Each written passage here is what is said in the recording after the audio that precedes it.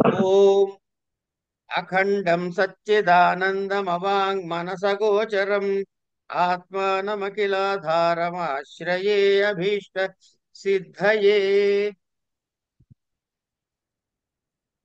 అని వేదాంత సారంలో మనము నిన్నటి వరకు అధ్యాస గురించి చెప్పుకున్నాం. అసలు ఈ అధ్యాస గురించి ఎందుకు చెప్పుకోవాల్సి వచ్చిందయ్యా అంటే అసర్పభూతాయాం రత్సౌ, ఇది మన గ్రంథంలోని మాట. అసర్పభూతాయాం సర్పౌ సర్ అసర్పభూతాయాం రజ్జౌ సర్పారోపవత్ వస్తు అన్య వస్తు ఆరోప అధ్యారోప అని దానికి మనకి వివరం చెప్పారు. చెప్పి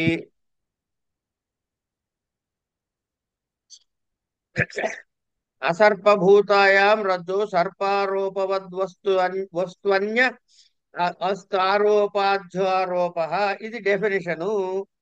వస్తువు ఎవరు? సచ్చిదానందాద్వయం బ్రహ్మ. దీని మీద ఏం ఆరోపించబడింది? అజ్ఞానాది సకల జడ సమూహో అవస్తు. అజ్ఞానంతు సదసద్ సదసద్భావ్యమనిర్వచనీయం త్రిగుణాత్మకం జ్ఞాన విరోధి భావరూపం యత్కించిదతి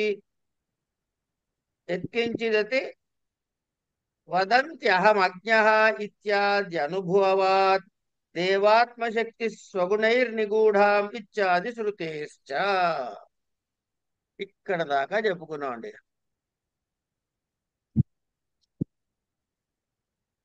ఇక్కడ దాకా మనం చెప్పుకున్నాం. అంటే ఏంటి? అసర్పభూతాయాం రజ్జౌ సర్ప ఆరోపవత్ వస్తుని అవస్తు ఆరోప అధ్యారోప. వస్తు సత్ చిత్ ఆనంద అనంత అద్వయం బ్రహ్మ.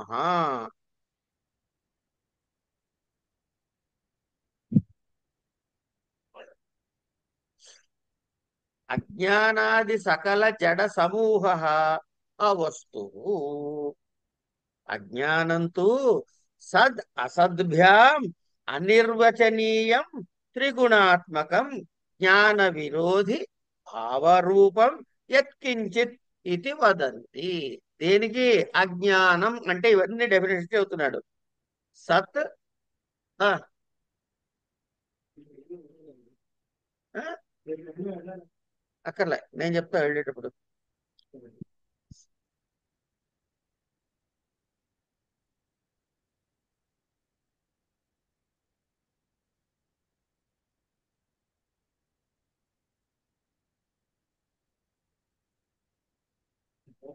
మాట్లాడదాం. సత్ అసద్భ్యాం అనిర్వచనీయం త్రిగుణాత్మకం. అజ్ఞానం అంటే ఏంటి? సద్ అసద్భ్యాం అనిర్వచనీయం త్రిగుణాత్మకం జ్ఞాన విరోధి భావరూపం యత్కించిత్. ఇవన్నీ కూడా అజ్ఞానాన్ని ఇలా అంటారయ్యా అంటారు. ఎట్లా? ఎదుట అహం అజ్ఞ, ఇలాంటి అనుభవాల వల్ల దేవాత్మ శక్తి స్వగుణై నిగూఢం ఇత్యాది శృతేశ్చ. ఇక ఈ రజ్జు సర్ప భ్రాంతి గురించి మనం నిన్నటి వరకు ఆ అధ్యారోపం గురించి చెప్పుకున్నాం వివరంగా. అక్కడ ఏం తేలింది? రజ్జు సర్ప భ్రాంతి పక్క పెట్టవయ్యా. ఆత్మ నిత్యమైనది, సచ్చిదానందమైనది, అనంతమైనది, అద్వైమైనది. అలాంటి ఆ బ్రహ్మ వస్తు అంటే అదొకటే ఐటము. కానీ అజ్ఞానము, అజ్ఞాన ఆది అన్నాడు అక్కడ. మళ్ళీ అజ్ఞానాది. ఈ మిగతా జడ ప్రపంచం అంతా కూడా ఆ వస్తువే. ఇప్పుడు నిన్న చెప్పుకున్న పాఠంలో మనకి ఎక్కడ దాకా వచ్చాగాము?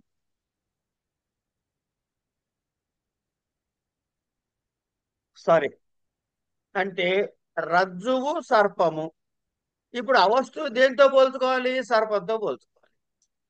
వస్తువైన బ్రహ్మ పదార్థాన్ని రజ్జువుతో పోల్చుకుంటాం. పోల్చుకున్నట్లయితే సర్పము నిజానికి ఉన్నదా? లేదు. కానీ ఉన్న భావన కలుగుతోందా లేదా? కలుగుతోంది. కనుక ఏమిటవుతోంది? అది సత్తు అసత్తు రెండుగా కనబడుతోంది. సత్తు ఎందుకైందయ్యా? ఏమండి, ఆ పామును చూడంగానే ఒళ్ళు వణికింది, కాళ్ళు వణికాయి, చెమటలు పట్టాయి, భయం వేసింది, ఇవన్నీ వచ్చాయి. కనుక సత్తందామా అంటే అసలు అక్కడ పామే లేదు. కనుక అసత్తు. ఇది సత్తనము లేవు, లేదు కాబట్టి అసత్తనాల. దాని యొక్క అనుభవాలు మన శరీరం మీద కనబడుతున్నాయి కాబట్టి సత్తనాల. అంటే ఈ రెండు కాదయ్యా, దీనికన్నా విలక్షణంగా అనిర్వచనీయ అందాము. ఇంకా ఏమనాలి? అందుకని ఇది అనిర్వచనీయమైంది. ఈ అనిర్వచనీయమైన తర్వాత ఇంకేమిటంటున్నాం మనము అంటే, తర్వాత త్రిగుణాత్మకము అన్నాం. త్రిగుణాత్మకం అంటే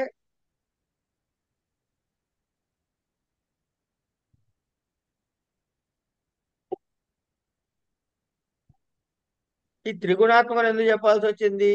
అజ్ఞానాన్ని అనిర్వచనీయం అని చెప్పావు కదయ్యా. ఎప్పుడైతే అనిర్వచనీయం అని చెప్పావో మరి దీనికి గుణాలు ఏం లేవా అనే శంక మనకి రాకుండా మన సంశయం తీర్చటానికి గ్రంథకారుడు ఏం చేశాడు? త్రిగుణాత్మక అనే విశేషణాన్ని వేశాడు. అజ్ఞానానికి త్రిగుణాత్మకత ఎవరు చెప్పారు అంటే శృతి చెప్పింది, స్మృతి చెప్పింది, అలాగే అనుభవం కూడా చెప్పింది. మన నిత్య జీవితంలో మనకి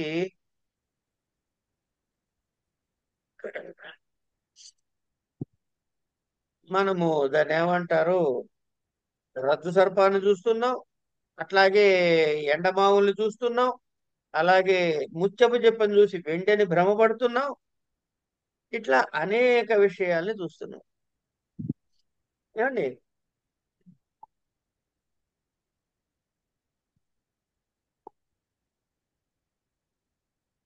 ఇప్పుడు ఈ ప్రపంచం అంతా ఏమిటి? ఇప్పుడు ఒక చిన్న విషయం చెప్పుకోవాలి ఇక్కడ మనం అర్జెంటుగా. ఏమిటంటే, వస్తువు మీద అవస్తువు అధ్యారోపణ చేయబడింది.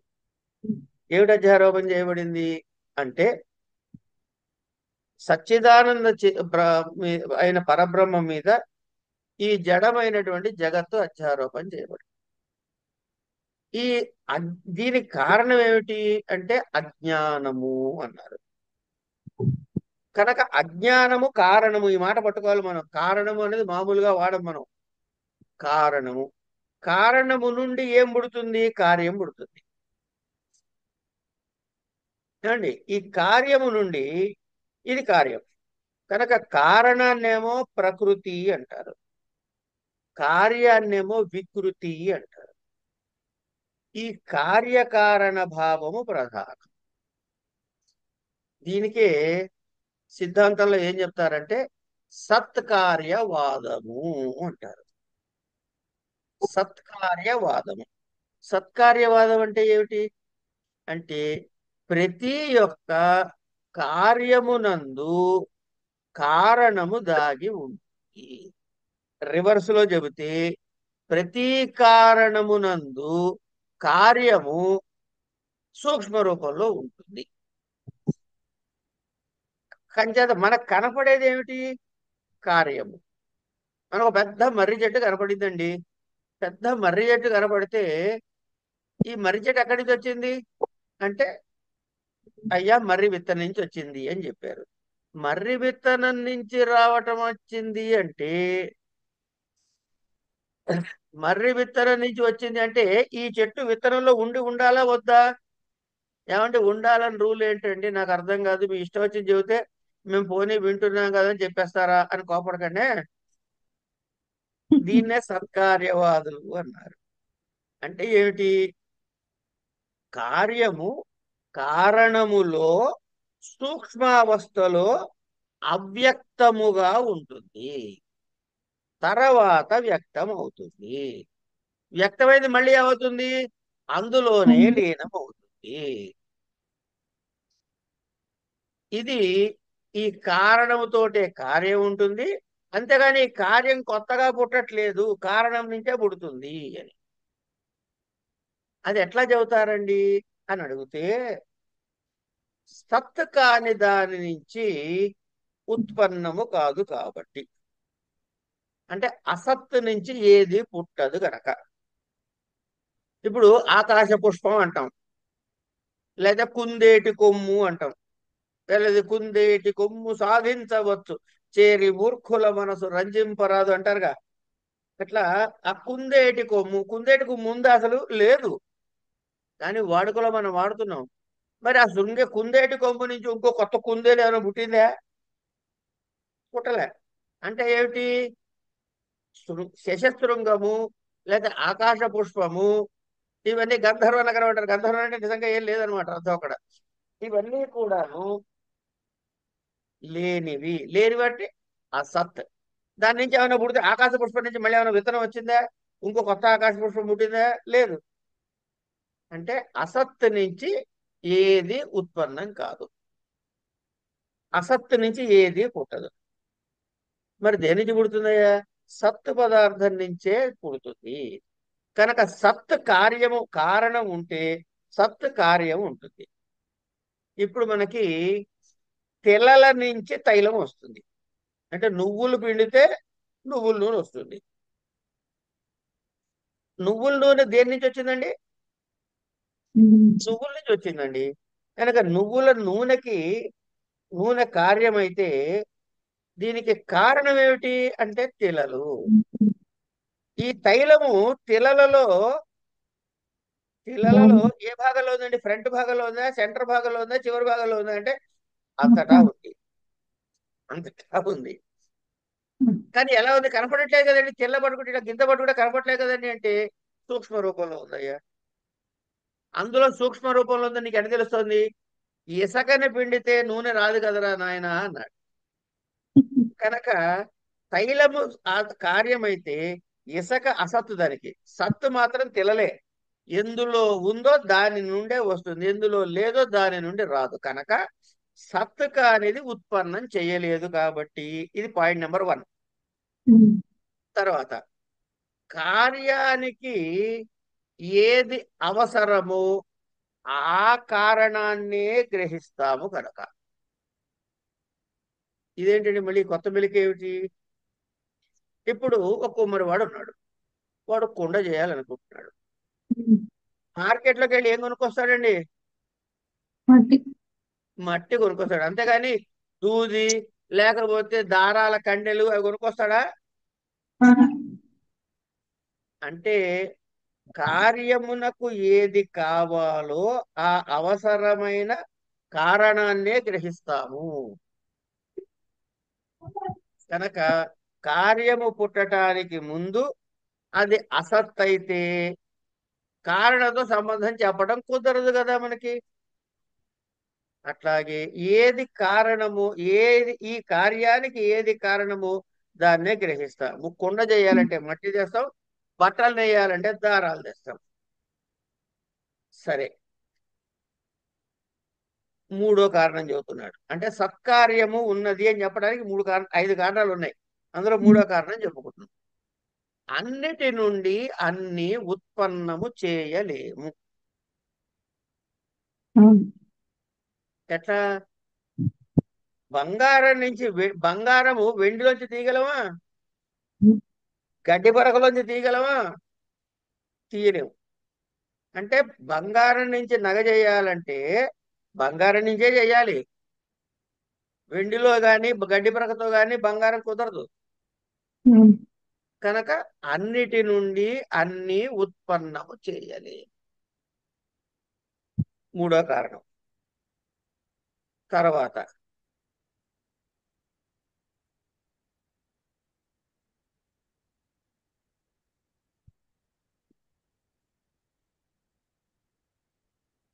ఏ కారణానికి సామర్థ్యం ఉందో అదే కార్యాన్ని పుట్టించగలుగుతుంది. అంటే కారణంలో సామర్థ్యం ఉంటేనే కార్యం పుడుతుంది. బంగారానికి కుండలాలు, కంటెలు, గాజులు చేయగలిగే సామర్థ్యం ఉంది కాబట్టి బంగారం నుంచి ఈ ఆభరణాలు స్వర్ణాభరణాలు పుడుతున్నాయి. కనుక ఇదొకటి. ఇది అయిన తర్వాత ఇంకొక కారణం ఉంది. ఏమిటది? కారణతత్వం కార్యంలో ఉండటం. అంటే కార్యమైన కుండలాలలో కారణమైన బంగారం ఉంది. ఎక్కడుంది? సమస్తంగా ఉంది. కారణంలో కార్యము సూక్ష్మంగా సమగ్రంగా ఉంది. కార్యములో కారణము సమగ్రంగా కలిసి ఉంది. అందుకని దీన్ని సత్కార్యవాదము అన్నారు. ఇక్కడ ఇది ఆగితే ఒక్క నిమిషం. ఈ సత్కార్యవాదాన్ని ఎందుకు చెప్పుకున్నామయ్యా అంటే మనకు కనపడేటటువంటి ఈ సమస్త ప్రపంచము దేని నుంచి పుట్టింది? పత్తి నుంచే ఉంటుంది. అజ్ఞానముతో పుట్టింది. అజ్ఞానం. అజ్ఞానముతో పుట్టింది. ఇప్పుడు ఈ కనపడే ప్రపంచము అజ్ఞానము నుండి పుట్టింది అంటే ఇందులో కారణం ఏది, కార్యం ఏది? రెండు అదేగా, అజ్ఞానమే. జ్ఞానం కారణం. అజ్ఞానం కారణం. కనపడే దృశ్యమానమైన జగత్తంతా కార్యం. కార్యం. ఈ దృశ్యమైన జగత్తు త్రిగుణాత్మకమా కాదా? త్రిగుణాత్మకం. త్రిగుణాత్మకం. కనుక కార్యము త్రిగుణాత్మకం అయితే కారణం ఏం కావాలి? అదే త్రిగుణాత్మకం. అది త్రిగుణాత్మకే కావాలి. అందుకని త్రిగుణాత్మక, అజ్ఞానం త్రిగుణాత్మకము అని చెప్పాడు. ఇది అంచేత సత్వరజస్తమో గుణములు కలిగినది అవుతుంది.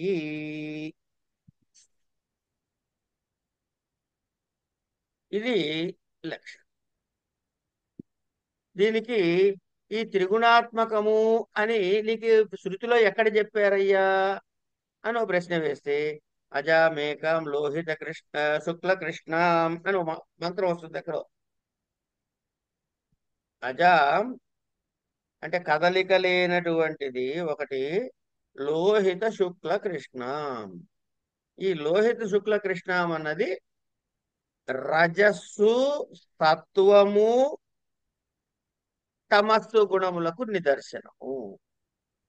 లోహితము ఎర్ర రంగుదేమన్నా రాజస గుణానికి, శుక్లవర్ణం ఏమన్నా సత్వగుణానికి, కృష్ణవర్ణం ఏమన్నా తమో గుణానికి లెక్క.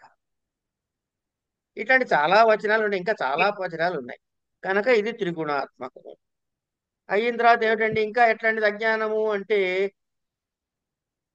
ఒక్క బ్రహ్మ మాత్రమే సత్యము అని మనం తీసుకుంటాం. వేదాంతులు చెప్పేది ఏంటయ్యా అంటే ఒక్క బ్రహ్మము తప్ప, బ్రహ్మము యొక్క అస్తిత్వము తప్ప అన్యము సమస్తము కూడా అసత్తే. కనుక బ్రహ్మము తప్ప ఇతరముగా కనపడే, జాగ్రత్తగా వినండి, ఇతరముగా కనపడే అంతా కూడా అజ్ఞానమయం. ఇప్పుడు ఇది అజ్ఞానము జగత్ అయితే పరబ్రహ్మమైనటువంటి బ్రహ్మ పదార్థమైనటువంటి ఆ సత్ ఏదైతే ఉందో అది అజ్ఞానానికి ఆపోజిట్ వర్డ్ ఏమిటి? జ్ఞానం. కనుక అది జ్ఞానానికి విరోధి. అందుకని జ్ఞాన విరోధి అన్నాడు. ఈ అజ్ఞానానికి రెండు శక్తులు ఉన్నాయని గుర్తుపెట్టుకోండి. ఇవన్నీ మనకి ఇంకా ముందుకు వెళ్తున్న కొద్దీ, గ్రంథం ముందుకు వెళ్తున్న కొద్దీ డీటెయిల్స్ వస్తాయి. కావాలనే మొదటి కొన్ని భాగాల వరకు నిదానంగానే చెప్పుకుంటాం. ఎందుకంటే ఇవి దీన్ని ఏమంటారు, ఫండమెంటల్ ఫ్యాక్టర్స్, రూడిమెంటరీ ఫ్యాక్టర్స్ అంటారు. ఇవి చాలా క్షుణ్ణంగా మనకు అర్థమవుతే తర్వాత గ్రంథం తేలిగ్గా అర్థమవుతుంది. సరే, ఈ అజ్ఞానానికి రెండు శక్తులు ఉన్నాయని చెప్పుకుంటాం. అవి ఆవరణ శక్తి, విక్షేప శక్తి.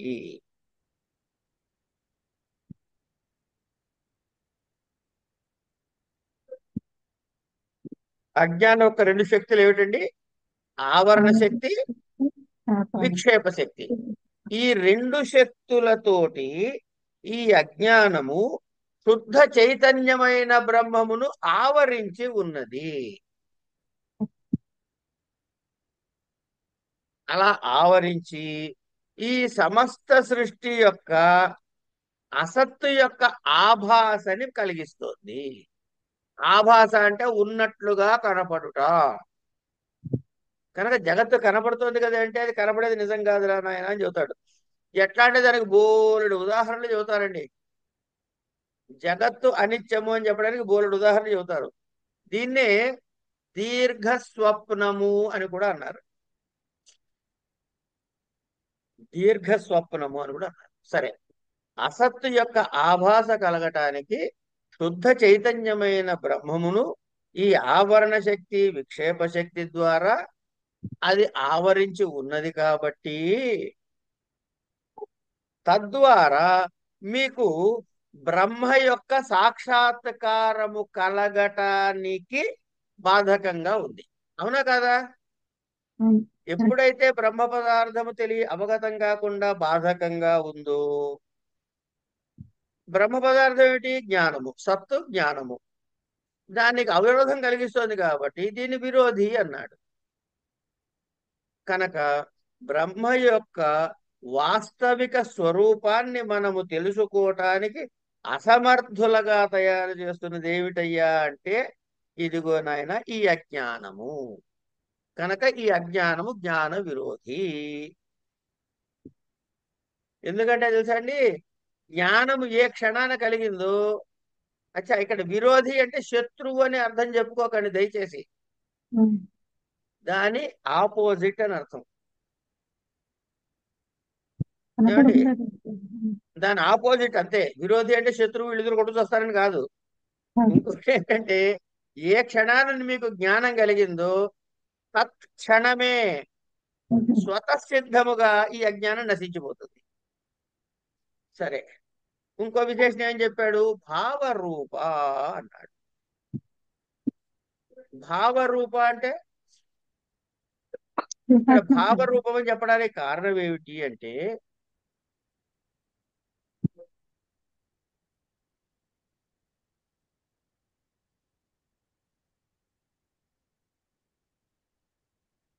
అదేం చేస్తుంది? జ్ఞానము కలిగిన వెంటనే తనంతట తానుగా విలీనమైపోతుంది, నష్టం అయిపోతుంది. ఎట్లా అంటే, నేనేమంటున్నాను? నేను అజ్ఞుడని, నేను తెలివిగలవాడిని, నేను బుద్ధిమంతుణ్ణి, నేను సన్నాసిని, ఏవో అనుకుంటున్నాం మనం. ఇవన్నీ నాలో ఒక భావాలేగా. ఉమ్. ఇంతకీ ఎవడిది? నేను అంటే పరమాత్మ కాదు, ఆవరణ విక్షేప శక్తులతో కూడుకున్నటువంటి కించిత్ భావంతో కలిగిన జీవాత్మని నేను అజ్ఞుడని అని అనుకుంటున్నాను. కనుక ఇలాంటి భావాలు మనకి ప్రత్యక్షంగా అనుభూతిలో ఉన్నాయి. ఉమ్. కనుక ఈ ఒక్క ప్రత్యక్ష ప్రమాణమే కాదండి, సారీ, ఇతర ప్రమాణాల ద్వారా కూడా ఇది నిరూపించవచ్చు. తర్వాత ఇంకోటి ఏమంటున్నారు? యత్ కించిత్ అన్నాడు. ఈ యత్ కించిత్ అంటే అజ్ఞానము అనే దానికి మనం పెట్టుకున్న ఇంకొక విశేషణం ఈ గ్రంథంలో ఏం చెప్పాడంటే యత్కించిత్ అన్నాడు. ఇప్పుడు ఈ అజ్ఞానం అన్నది సత్వ రజస్తమో గుణముల యొక్క కాంబినేషన్, అంటే కలిసి ఉండి, అలాగే భావరూపమై ఉండి అయినప్పటికీ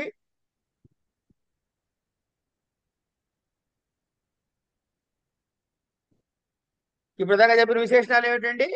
భావరూపము అంటే, భావం అంటే దాని యొక్క భావరూపము అంటే మనకు ఒక విషయం కనపడాలిగా, ఇది ఇట్లా ఉంటుందని చెప్పాలిగా.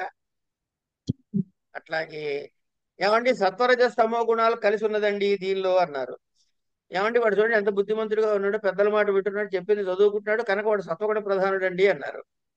వాడు చూడండి ముక్కు మీద కోపం ఉంటుంది, ఎవరి మీద కొట్లాడే పోతుంటాడు, ఇక వాడికి రాజస ప్రవృత్తి ఎక్కువగా ఉందండి అంటాడు. వీడు పనున్నా లేకపోయినా అందరినీ తంతూ ఉంటాడండి, వీడికి బుద్ధి జ్ఞానం లేదండి, జడుడండి అంటే వీడికి తామస గుణం ప్రధానంగా ఉంది అంటున్నారు. అంటే ఈ చూపించమంటే సత్వ ప్రధానం, రజో ప్రధానం, తమో ప్రధానాలతోటి ఏదో ఉదాహరణ చూపించగలుగుతున్నారు. అంటే ఈ గుణములు కలిగిన వాడిని మీరు గుర్తించగలుగుతున్నారు. అలాగే భావరూపం అన్నారు, భావరూపంలో రూపం ఉండాలి. అయినప్పటికీ కూడా నాయన అజ్ఞానాన్ని నాకు చూపించు అంటే ఇదం ఇత్థం అని చెప్పడానికి ఎవ్వరికి సమర్థత లేదు. ఇదం అంటే ఇది, ఇత్థం ఇలాగా, ఇదం ఇత్థం అంటే ఇలాగా అని అర్థం. అంతే. ఇది ఇలాగా చెప్పలేం. అంచేత అజ్ఞానాన్ని మనం చూపించగలమా? ఎలా ఉంటుందో చెప్పబోయే అంటే చెప్పగలరా? ఎవడు చెప్పలేడు. కనుక ఎత్కించదు. ఒకానొక ఇది ఒకటి ఉందండి, ఒకానొకటండి. అజ్ఞానం అంటే ఒకానొక, అంతే. అంతేగాని ఇగో ఇగో ఫలానా లావుగా ఉన్నది, పొట్టిగా ఉన్నది, పొడుగా ఉన్నది చెప్పలేం మనం. ఇది ఇట్లా అహమజ్ఞ అనే అనుభవ వాక్యాల ద్వారా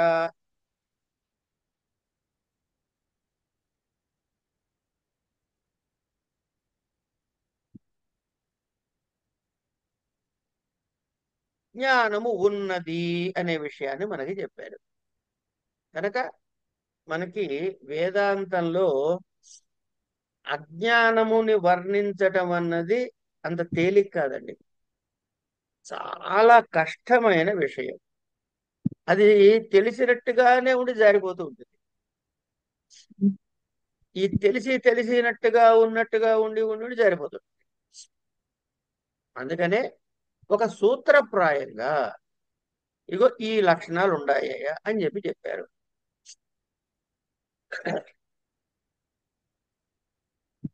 అజ్ఞానం అంటే ఏమిటి?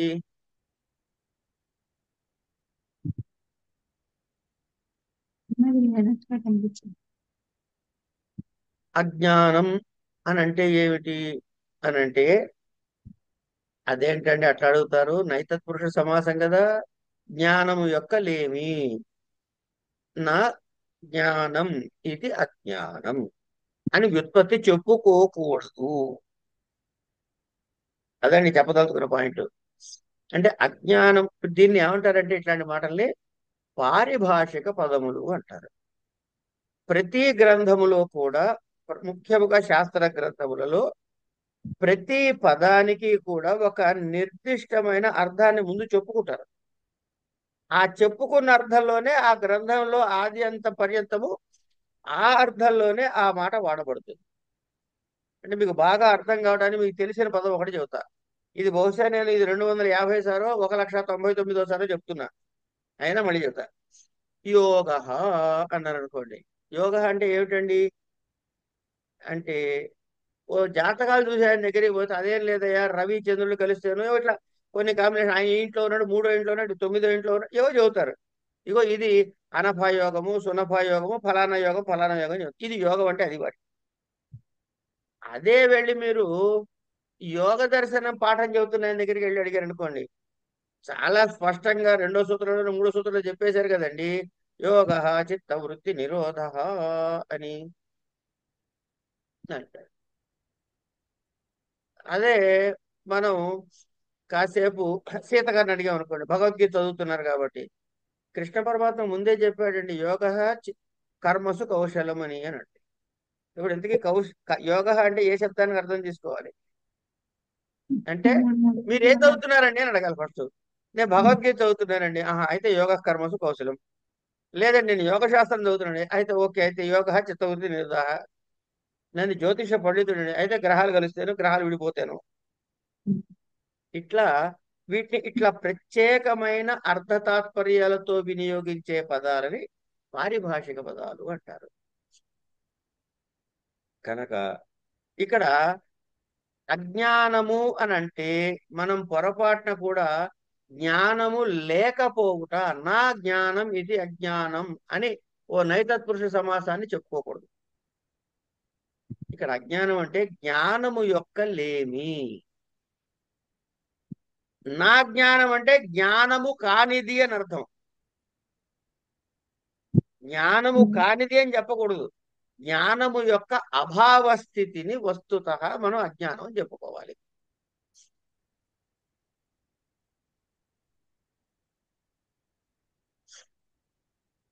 ఈ అజ్ఞానం ఎట్లా ఉంది? ఈ జ్ఞానం యొక్క అభావం ఏమిటయ్యా? అభావం వల్ల ఏమిటవుతుంది అంటే, తాను లేకపోయినా, అంటే జ్ఞానస్థితి లేకపోయినా, బ్రహ్మము యొక్క అంతరంగ శక్తి, దీన్నే మాయా అంటారు. లేదా ఇంకో పేరు ఏమిటండి? అవిద్య అంటారు. అవిద్యా రూపము గాని మాయా అన్న, అజ్ఞానం అన్న వేదాంత పరిభాషలో ఒకటే. అదేంటంటే అజ్ఞానం మాయ ఒకటి ఎట్లా అవుతుందండి అని అనుకోకండి. ఇవన్నీ పారిభాషిక పదాలు ఒకటే. అజ్ఞానము అన్నా, మాయా అన్నా, అవిద్య అన్నా ఇవన్నీ ఒకటే.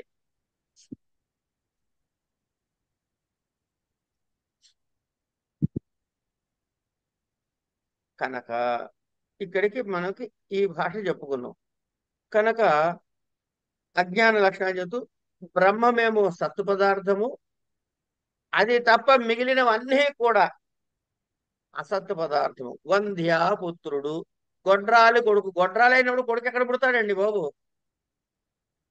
కనుక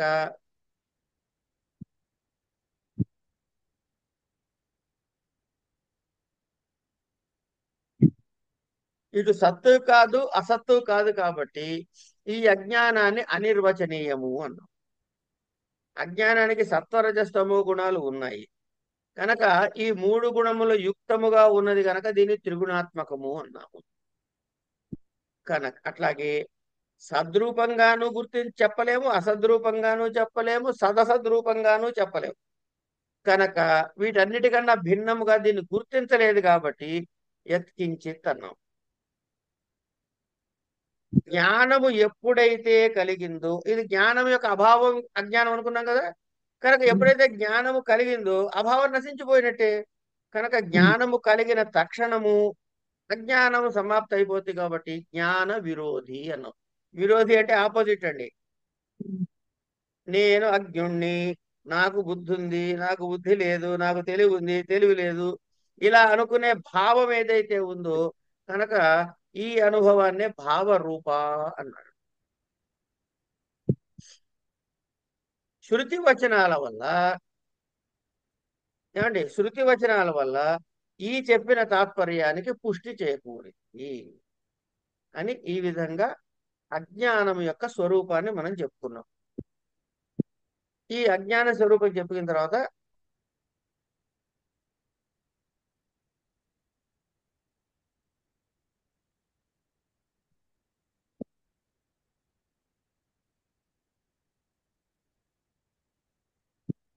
ఈ అజ్ఞానము రెండు శక్తులు ఉన్నాయని చెప్పుకున్నాక, ఏమిటది? ఆవరణ శక్తి, విక్షేప శక్తి. ఈ ఆవరణ శక్తి, విక్షేప శక్తిని ఇదం అజ్ఞానం సమష్టి వ్యష్టి అభిప్రాయేణ ఏకమనేకమితి చ వ్యవహ్రియతే. తథా హి యథా వృక్షాణాం సమష్టిః అభిప్రాయేణ వనం ఇది ఏకత్వ వ్యపదేశః. యథా వా యథా వా జలానాం సమష్టిః అభిప్రాయేణ జలాశయః ఇతి తథా నానాత్వేన ప్రతిభాసమానానాం జీవగత్ అజ్ఞానానాం సమష్టి అభిప్రాయేణ తత్ ఏకత్వ వ్యపదేశః అజాం ఏకాం ఇత్యాది శృతేః అని తర్వాతి కూటము మనం చెప్పుకోవాల్సింది. అది రేపు చెప్పుకుందాం అండి, వాళ్ళు ఇక్కడ ఆపుదాం. ఎందుకంటే 9:30 నుంచి ఇంకో క్లాస్ ఉంది, అని కొంచెం ప్రిపేర్ కావాలి వాళ్ళ.